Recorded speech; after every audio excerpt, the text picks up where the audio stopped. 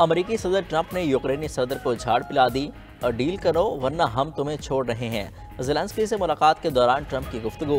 कहा, आप चाहते हैं हम हैं प्यूटन के बारे में कोई गलत बात करूं। आप प्यूटन से नफरत का इजहार कर रहे हैं। आप इस वक्त कोई अच्छी पोजीशन में नहीं हैं। आप तीसरी जंग अजीम का जुआ खेल रहे हैं। अगर मैं बीच में ना आता तो आपका रूस से कभी मुआहदा नहीं होता। प्यूटन पर सख्ती से कोई मुआहदा नहीं होगा। मुझे अभी यूक्रेन की सिक्योरिटी की फिक्र नहीं, हमें डील करनी है। मुझे लगता है कि आपको हमेशा समझौता करना पड़ेगा। आप समझौते के बगैर कोई सौदा नहीं कर सकते।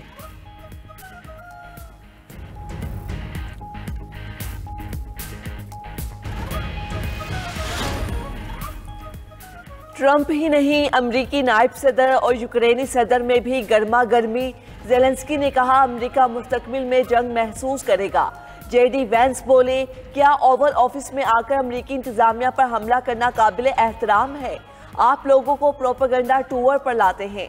ज़ेलेंस्की ने जवाब दिया, जंग के दौरान सबको मसाइल का सामना है, यहाँ तक कि अमरीका को भी। रूसी मीडिया ने रद्द-ए-अमल में कहा, यूक्रेनी सदर व्लादिमीर ज़ेलेंस्की ने बहस और बदतमीजी की। व्हाइट हाउस में पहले कभी ऐसे जज्बात नहीं देखे। यूक्रेनी दोस्तों, आप अकेले नहीं। वजीर आजम पोलैंड डोनाल्ड टस्क का रद्द-ए-अमल। फ्रांसीसी सदर बोले, अपने वकार और यूरोप की सलामती के लिए लड़ने वालों का एहतराम जरूरी है। अमरीकी शहर पर रूस से जंग छेड़ने वाले ज़ेलेंस्की की व्हाइट हाउस में तस्लील। अमरीकी सदर और नायब सदर ने खरी खरी सुनाने के बाद निकल जाने का भी कह दिया।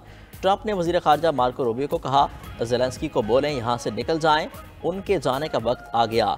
दोनों सदूर की मुश्तरका प्रेस कॉन्फ्रेंस भी मनसूख हो गई। व्हाइट हाउस इंतजामिया ने यूक्रेनी सदर को मुलाकात से पहले सूट पहनने की भी हिदायत की। ज़ेलेंस्की ने सूट तब्दील करने से इनकार कर दिया। सहाफ़ी ने सवाल किया कि वो अमेरिका के आला तरीन दफ्तर में सूट पहनकर क्यों नहीं आए। ज़ेलेंस्की ने जवाब दिया, वो जंग खत्म होने के बाद सूट पहनेंगे।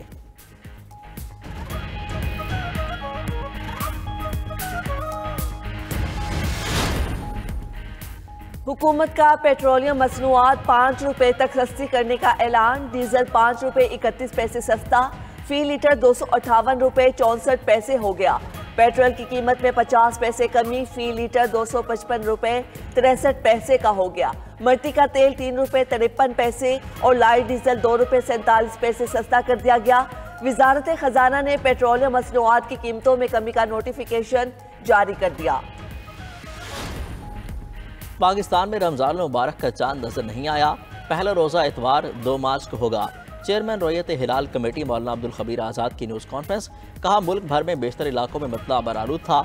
मुल्क भर में कहीं भी चांद की रोयत की शहादत नहीं मिली। मरकजी रोयत हिलाल कमेटी का इजलास पेशावर में हुआ। लाहौर, कराची, कोयटा समेत कई इलाकों में मतला बरारूद, कहीं से भी चांद नजर आने की शहादत न मिली। वजारत मजहबी उमूर ने नोटिफिकेशन भी जारी कर दिया।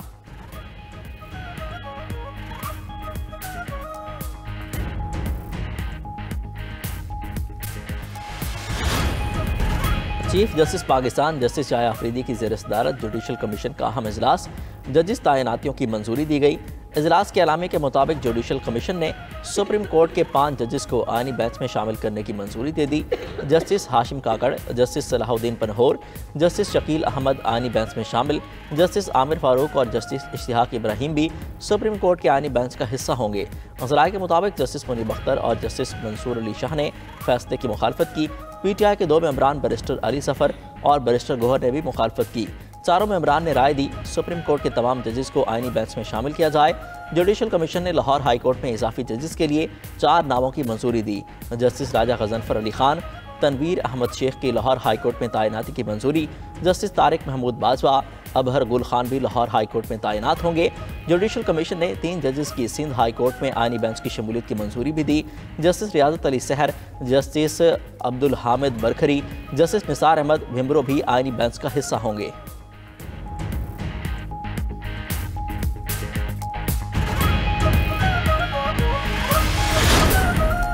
वजीर आजम शहबाज शरीफ से रूस के वजीर तवानाई की वफ्द के हमरा मुलाकात। इस मौके पर गुफ्तगू करते हुए वजीर आजम ने कहा, पाकिस्तान रूस के साथ ताल्लुकात मजीद मजबूत बनाने का ख्वाहा है।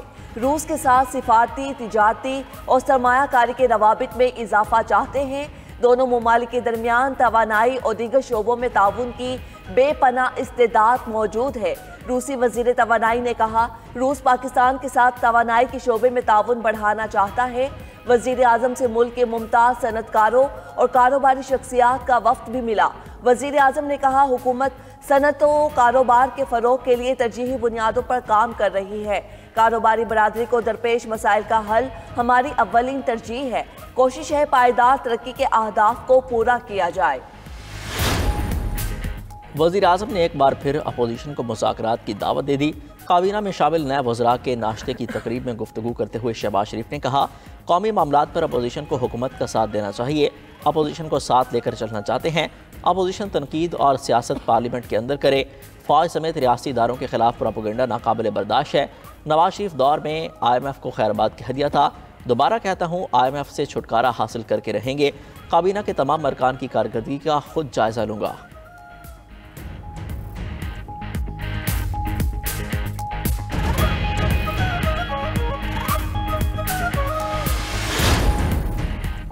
महमूद खान अचकजई ने तहरीके तहफ़्फ़ुज़े आईने पाकिस्तान में शामिल जमातों के अकाबरीन और सिंध से आए मेहमानों के एजाज़ में KP हाउस में इशाया दिया। इशाये में उमर अयूब, शिबली फराज, शाहिद हक्कान अब्बासी, अलामा राजा नासिर अब्बास की शिरकत, मिफ्ता इस्माइल, सेनेटर सफदर अब्बासी, साहिबजादा हामिद रजा भी शरीक हुए। इजलास में मुश्तरका अपोजिशन की तश्कील समेत बाहमी दिलचस्पी के उमूर पर तबादला ख्याल किया गया। इस मौके पर मोहतमिम जामिया हकानिया अकोड़ा खटक मौलाना हामिदुल हक हकानी की खुदकुश हमले में शहादत पर फातह खानी की गई। पाकिस्तान और चीन के दरमियान खलाई तहकीक में ताउन का तारीखी मुआहिदा। पाकिस्तान के पहले खलाबाज की तरबियत और चीन स्पेस स्टेशन मिशन पर रवानगी। स्पार्को ने अवामी जमहूरिया चीन की मैड स्पेस एजेंसी के साथ बाहमी ताउन के मुआहिदे पर दस्तखत किए। तर्जमान स्पार्को के मुताबिक मुआहिदे के तहत पाकिस्तान के पहले खलाबाज कोतियांग नगोंग चीनी खलाई स्टेशन के मिशन पर रवाना किया जाएगा। 2 पाकिस्तानी खलाबाज चीन के एस्ट्रोनॉट सेंटर में तरबियत हासिल करेंगे। खलाबाज के इंतखाब का अमल 2026 तक मुकम्मल कर लिया जाएगा।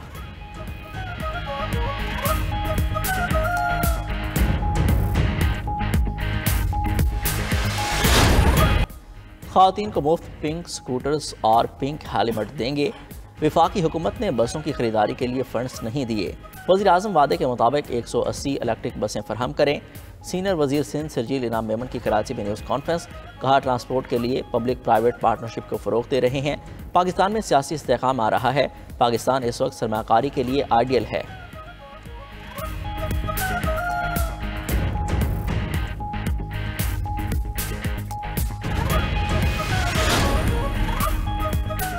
माह रमज़ान से पहले इसराइल ने मस्जिद अक्सा में फ़लस्तीनियों का दाखिला महदूद कर दिया। सिर्फ 50 साल से बड़े फ़लस्तीनियों और 12 साल से छोटे बच्चों को दाखिले की इजाज़त होगी।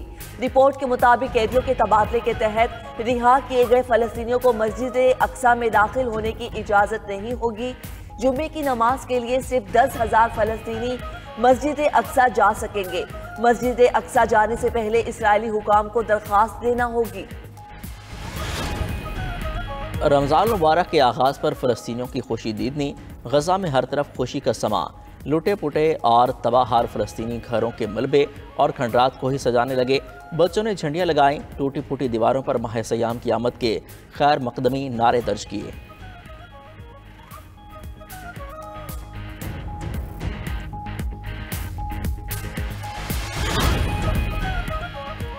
मुल्क भर में बारिश, बर्फबारी और यालाबारी के रंग।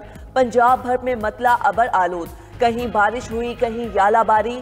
लाहौर, हाफिजाबाद, कामुकी और गिरदो नवाह में यालाबारी से सड़कें सफ़ेद हो गईं। रावलपिंडी, जहलम, चकवाल, अटक समेत पंजाब में रिमझिम का समा। कोयटा, ज़ियारत, चमन, पशीन समेत बलोचिस्तान में तेज़ बारिश से जलथल एक हो गया। एबटाबाद, इस्लामाबाद में भी बादल खूब बरसे। कश्मीर, गिलगित बल्तिस्तान और खैबर पख्तूनख्वा में भी अब्र रहमत छा गया। कागान, सरन और दीगर बालाई इलाकों में बर्फबारी के हसीन नज़ारे। कलाम, मालम जब्बा और गिरदो नवाह में भी बर्फ की सफ़ेद चादर बिछ गई। वादी नीलम, एबटाबाद, गलियात में बर्फबारी से सड़कों की बंदी से सयाह महसूस होकर रहे। और चैंपियंस ट्रॉफी में शिकस्तों से दिल बर्दाश्ता इंग्लिश टीम के कप्तान ने इस्तीफा दे दिया। न्यूज़ कॉन्फ्रेंस में जॉस बटलर ने कहा, जनूबी अफ्रीका के खिलाफ मैच में आखिरी बार टीम की क़यादत करूंगा। मेगा इवेंट में टीम की 2 शिकस्तों के बाद मुस्ताफी होने का फैसला किया। वो बतौर खिलाड़ी टीम के लिए दस्तयाब रहेंगे। मेरी कप्तानी में इंग्लैंड क्रिकेट टीम के नताइज मायूस कुन रहे। इंग्लिश टीम अपना आखिरी ग्रुप मैच जनूबी अफ्रीका के खिलाफ आज खेलेगी।